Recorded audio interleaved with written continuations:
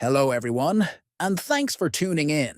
Today I will show you a simple way to deny TikTok access to your location on an Android phone. Protecting your privacy is important, and restricting location access is a good step. Let's get started with easy, clear steps you can follow right now. Locate the TikTok app icon on your Android phone's home screen or app drawer. Press and hold the TikTok icon until a small menu appears. From the menu, tap on App Info. After that, scroll down and click on Permissions to open the list of all permission settings for TikTok. Now, tap on Location to view location permissions.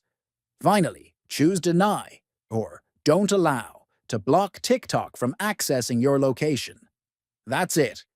You've successfully denied TikTok access to your location. Thanks for watching, and don't forget to like, comment, and subscribe for more helpful privacy tips and tech guides.